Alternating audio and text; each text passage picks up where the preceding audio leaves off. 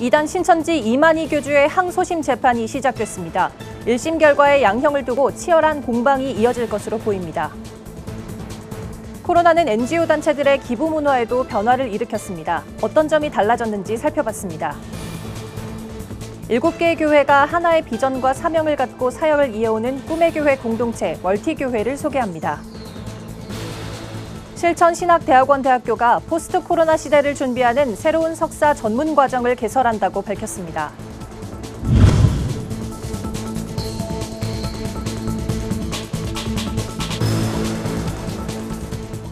여러분 안녕하십니까? 구티비 뉴스입니다. 2단 신천지 이만희 교주가 1심 선고를 받은 지 6개월 만에 다시 법정에 섰습니다. 이번 재판은 검찰과 신천지 측의 쌍방 항소로 진행된 1심 선고에 대한 항소심인데요. 코로나19 방역방해 관련 무죄를 선고받은 사실과 횡령 등에 대한 양형을 두고 치열한 공방이 벌어질 것으로 보입니다. 이정은 기자의 보도입니다. 신천지 이만희 교주의 재판이 열리기 1시간 전 법정 문 앞은 길 하나를 사이에 두고 신천지와 신천지 피해자 가족들 간 대치가 팽팽하게 이어졌습니다. 시위가 과열되면서 양측의 고성이 오가기도 했습니다. 시비를 거는 게 아니고 이만희 교주를 고발한 전국 신천지 피해자 연대는 이 교주는 횡령 혐의로 기소된 후에도 이를 변상하기 위해 신천지 교도들로부터 막대한 후원금을 거둬들이고 있다며 이는 양형 가중 사유로 봐야 한다고 이 교주의 엄벌을 촉구했습니다. 이만희 교주는 신도들에게 170억이 넘게 후원금을 거두어 변호사 선임비와 생활비 등 소송비 명목으로 넉넉히 쓰고 있습니다. 합당한 형벌을 받도록 하여 주시고 검찰과 신천지 측의 쌍방 항소로 진행된 2심 첫 공판은 피고인 이만희 교주가 출석한 가운데 진행됐습니다. 앞서 1심 재판부는 이 교주의 방역방해 혐의는 무죄로 판단하고 신천지 단체 자금 56억 원을 횡령한 것과 공용시설을 불법 점거한 업무방해 혐의에 대해선 유죄로 보고 이 교주에게 징역 3년에 집행유예 4년을 선고한 바 있습니다. 검찰 측은 피고인의 죄질에 비해 가벼운 형이 선고됐다며 항소 이유를 밝혔습니다. 특히 감염병 예방법 위반 혐의에 대해선 질병관리청도 이 사건 1심 선고 이후 감염병 예방법 관련 쟁점에 대해 체계적으로 대응하고 있다며 혐의 입증을 위해 해당 법령 관계자들을 증인으로 채택하겠다고 말했습니다. 반면 이 교주 측 변호인은 단체 자금 횡령과 공무집행 방해 혐의에 대해 단체 자금은 지파별로 관리하기 때문에 피고인이 관여하거나 지시를 할 수 없다며 혐의를 부인하고 무죄 선고를 요청했습니다. 재판부는 감염병 예방법 위반과 업무방해, 횡령 등 이 교주의 주요 혐의에 대해 각각 기일을 잡아 심리 절차를 진행할 예정입니다. 항소심 2차 공판은 오는 23일 수원 고등법원에서 열립니다. 구티비 뉴스 이정은입니다. 코로나19는 NGO 단체들의 기부 문화에도 새 바람을 불러일으켰습니다. 기존의 대면 중심의 기부에서 온라인을 활용한 비대면 기부가 활성화된 건데요. 디지털 채널과 친근한 MZ세대들의 기부 참여가 늘었다고 합니다. 한혜인 기자입니다.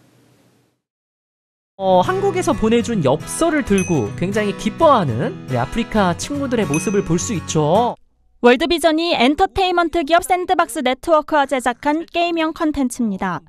코로나19가 장기화되면서 NGO 단체들의 모금 활동도 비대면 디지털화됐습니다. 비디오 게임 마인크래프트 포맷을 활용해 자립에 성공한 아프리카의 모습을 가상으로 체험하게 하면서 MZ세대의 참여를 활성화했습니다. 유튜브 웹예능 할명수와 협업한 초즌 캠페인도 MZ세대의 관심을 끌었습니다. 후원자가 자신의 사진을 후원받는 해외 아동에게 전달하면 아동이 사진을 보고 후원자를 직접 선택하도록 했습니다. 월드비전이 2가지 채널과의 협업 이후 진행한 내부 조사에서는 20, 30대 기부 참여율이 가장 높게 나타났습니다. MZ세대들은 이런 기부 활동에 있어서 굉장히 중요하게 생각하는 것이 함께 참여한다는 것이거든요. 그래서 이전에는 단순히 돈을 내는 것에 그쳤다면 이제는 그것을 넘어서 본인이 경험하고 행동하는 것을 굉장히 중요하게 생각합니다. 구피플이 진행한 기부 마라톤도 주목받고 있습니다. 희귀 난치성 질환 아동을 돕기 위한 은총이와 함께하는 히어로 레이스는 작년에 이어 올해 9월에도 비대면으로 진행됩니다.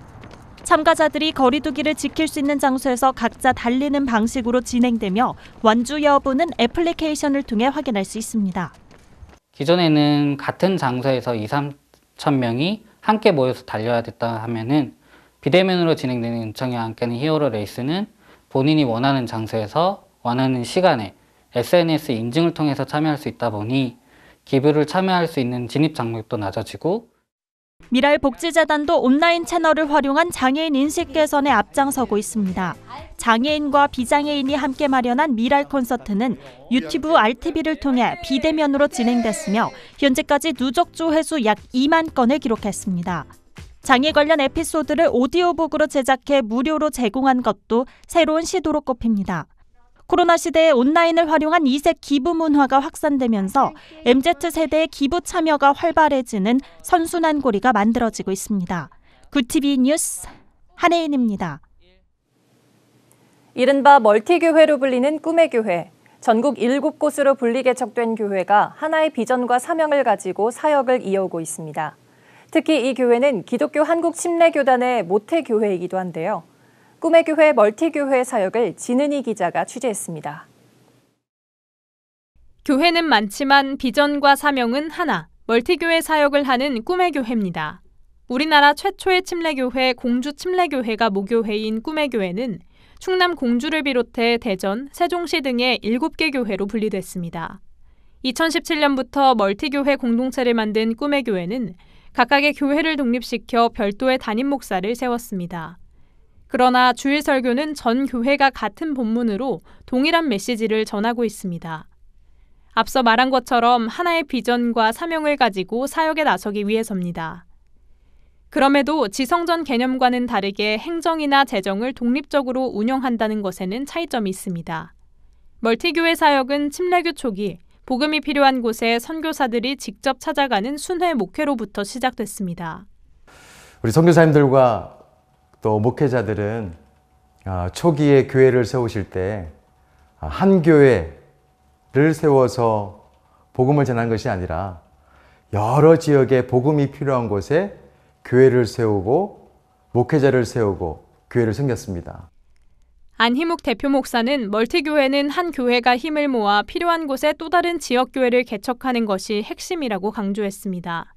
교회의 대형화를 막고 건강한 중소형 교회를 세우겠다는 겁니다. 또 각 교회 주일 헌금의 10%를 지역사회를 위한 선교에 사용하는 등 건강한 교회의 모델로 주목받고 있습니다. 첫 번째로 독립한 대전 꿈의 교회 경우 대전에서부터 공주 꿈의 교회로 출석하던 많은 성도들의 요구로 교회가 세워지게 됐습니다. 대전에서부터 공주까지 오가던 성도님들이 계셨는데 우리 그 성도님들이 기존에는 교회로 왔다면 이제는 교회가 성도님들이 있는 곳으로 가면 되겠다.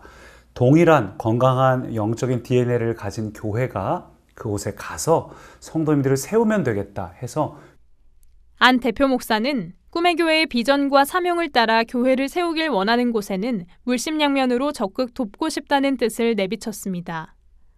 우리가 꼭 우리 교회가 개척하지 않은 교회라 할지라도 우리 꿈의 교회의 비전과 사명들을 함께 공유하면서 그런 교회를 세워나가고 싶다 하는 분들에게는 우리 교회에서 필요하다면 양육, 리더들도 파송할 용의가 있고 양육교제 세미나도 할 수 있고 특별히 우리 꿈의 교회가 가진 강점인 다음 세대에 대한 어떤 노하우나 사역적인 자료들도 다 공유할 수 있습니다.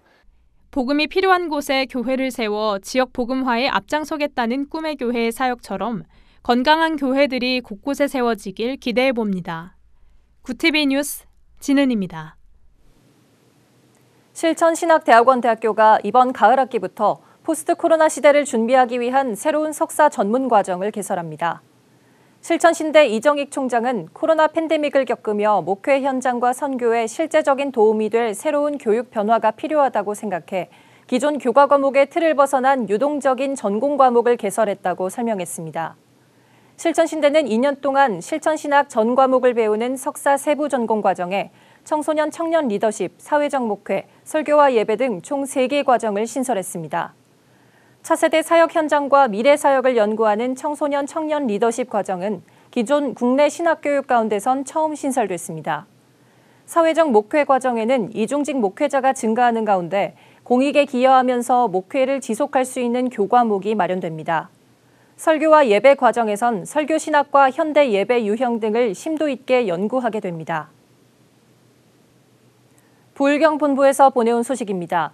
부산 YWCA가 창립 75주년을 맞아 기념 감사 예배를 드렸습니다.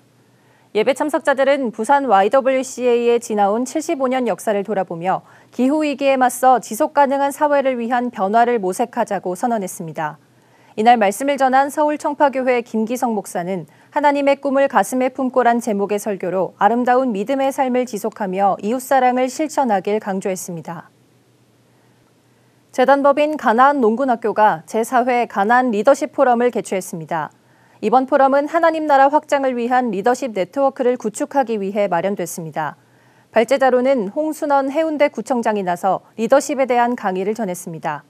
홍 구청장은 해운대 발전을 위해 리더십이 필요할 때가 많다며 가나안의 모두가 리더십을 발휘하는 때가 오길 바란다고 밝혔습니다. 최상금 선교기자가 보내온 소식입니다. 경북 청도중앙교회가 6일 경제적으로 어려움을 겪고 있는 지역 청소년들을 돕기 위해 무료급식 봉사를 진행했습니다. 봉사자들은 청도 지역 14개 가정의 50여 명의 청소년들에게 직접 만든 도시락을 전달했습니다. 청도중앙교회 측은 이러한 나눔이 지역 주민들을 전도하는 데 큰 효과가 있을 것이라며 무료급식 봉사를 지속해 나갈 계획이라고 전했습니다. 오늘의 이슈 포커스입니다. 정부가 수도권의 사회적 거리두기를 격상하는 방안을 논의하고 있습니다. 논의 중인 안건에는 서울만 따로 4단계로 격상하는 방안도 포함됐습니다. 4단계가 적용되면 오후 6시 이후로는 2명까지만 모일 수 있고 설명회나 기념식 등의 행사는 아예 금지됩니다. 김부겸 국무총리는 이번 주말까지 지켜본 후 일요일에 열리는 중앙재난안전대책본부 회의에서 거리두기 격상 여부가 결정될 수 있다고 밝혔습니다. 교육부가 고등학교 3학년과 교직원에 대한 백신 접종 계획을 포함한 학교 학원 방역 강화 조치 관련 사항을 발표했습니다.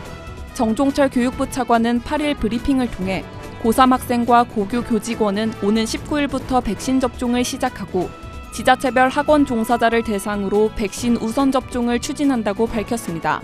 또한 교육 분야 백신 접종 지원단 가동과 선제적 유전자 증폭 검사 실시 등의 방역 강화를 통해 2학기 전면 등교를 철저히 준비하겠다고 설명했습니다. 대한체육회가 오는 23일부터 다음 달 8일까지 일본 도쿄에서 열리는 2020 도쿄올림픽에 25개 종목 354명의 선수단 파견 계획을 최종 확정했습니다. 우리나라 선수단의 선수단장으로는 장인화 부산광역시 체육회장이 선임됐습니다. 대한체육회는 일본 현지의 코로나19 확산으로 국민적 우려가 큰 만큼 이번 올림픽에 출전하는 국가대표 선수들이 안전한 환경에서 최상의 경기력을 발휘할 수 있도록 지원을 최대화하겠다고 말했습니다. 정부가 올해 5월까지 거둔 국세가 1년 전보다 44조 원 가까이 늘었습니다. 기획재정부에 따르면 올해 1월부터 5월까지 국세 수입은 161조 8천억 원으로 1년 전보다 43조 6천억 원 많습니다. 세목별로 보면 법인세가 11조 8천억 원, 부가가치세가 4조 3천억 원 늘었습니다. 또 부동산과 주식 등 자산시장 화랑의 영향으로 양도소득세와 증권거래세도 각각 5조 9천억 원, 2조 2천억 원 증가했습니다. 구TV 뉴스 박예리입니다. 구TV 월드와이드입니다. IT의 조브넬 모이즈 대통령이 현지 시간 7일 새벽 사저에서 괴한으로부터 살해됐습니다. 이번 암살 사건으로 IT는 당장 누가 국정을 맡게 될지도 명확하지 않은 상황에서 더 큰 위기와 혼돈 속으로 빠지게 됐습니다. 일단 국정 전면에는 클로드 조제프 임시총리가 나섰고 비상강요회의를 열어 계엄령을 선포했습니다. 1987년 헌법 기준으로 대통령직 승계 대상인 르네 실베스트르 대법원장은 최근 코로나19로 사망했고 의회도 사실상 공백 상태라 임시 대통령 선출도 기대하기 어려운 상황입니다. 최근 코로나19 대확산을 겪으며 방역 실패 논란에 휩싸였던 나렌드라 모디 인도 정부가 보건부 장관 등 내각을 대폭 물갈이하고 나섰습니다. 모디 정부는 지난 4월에서 6월 최악의 코로나19 위기가 닥치면서 방역에 소홀했다는 지적을 받아왔습니다. 모디 총리의 지방선거 유세장과 힌두교 축제에 대규모 인파가 노마스크 상태로 몰렸지만 이를 방치해 코로나 확산세를 부채질했다는 점에서입니다. 특히 하르시 바르단 보건부 장관은 변이 바이러스 확산에 빠르게 대응하지 못했고 방역 규제에도 적극적으로 나서지 않았다는 비난을 받았습니다. 세계 최대 전자상거래 업체 아마존의 창업자 제프 베이조스가 아마존 CEO 자리를 내려놓은 시점에 자산 세계 신기록을 수립했습니다. 블룸버그 통신은 아마존의 주가가 4.7% 뛰어오르면서 베이조스의 자산도 84억 달러 증가해 순자산이 총 2,110억 달러, 우리 돈 약 239조 2,740억 원에 이르렀다고 보도했습니다. 아마존의 주가 급등은 미국 국방부가 아마존의 클라우드 경쟁 업체인 마이크로소프트와 맺었던 100억 달러 규모의 사업 계약을 철회해야 한다고 발표한 데 따른 겁니다. 베이조스는 이달 5일부로 아마존 CEO직에서 공식적으로 물러났습니다. 중국 정부가 야생 자이언트 판다의 개체수 증가에 따라 판다의 위협 정도 등급을 낮춘 것으로 전해졌습니다. 8일 중국 매체에 따르면 생태환경부 자연생태보호국 관계자는 야생 자이언트 판다 개체수가 1,800여 마리에 이른다면서 위협 정도 등급을 멸종위기종에서 취약종으로 낮췄다고 밝혔습니다. 베이징일보는 자연 생태계가 체계적이고 완전하게 보호되고 야생동물 서식 환경이 효과적으로 개선됐다고 보도했습니다. 구글과 애플이 기기의 기본으로 설치되는 자사 앱을 통해 앱 시장을 장악하고 경쟁 업체의 진입을 막고 있다는 조사 결과가 나왔습니다. IT 전문 업체 더버지는 8일 시장 조사 업체 컴스코어가 iOS와 안드로이드 스마트폰에서 널리 사용되는 앱을 조사한 보고서를 입수해 분석한 결과 iOS 폰은 상위 20개 앱 중 15개, 안드로이드 폰은 12개가 사전 설치 앱인 것으로 드러났다고 보도했습니다. 사전 설치 앱은 각 운영체제의 날씨, 사진, 시계 등 기본적 정보나 기능 제공에서 확고한 위치를 차지해 다른 앱이 경쟁하기 어렵다는 것을 시사한다고 보고서는 지적했습니다. 구티비 뉴스 오현근입니다. 신천지 이만희 교주에 대한 항소심 재판이 시작됐습니다. 법리적 판단에 앞서 잊지 말아야 할 것은 이 교주가 영생불사를 주장하며 수십만의 피해자를 양산한 사이비 단체의 수장이란 사실입니다. 솜방망이 처벌이 아닌 불법 행태에 대한 합당한 결과가 나오도록 항소심 재판부의 엄중한 판단이 필요해 보입니다. 이상으로 뉴스를 마칩니다. 오늘도 함께해 주신 여러분 고맙습니다.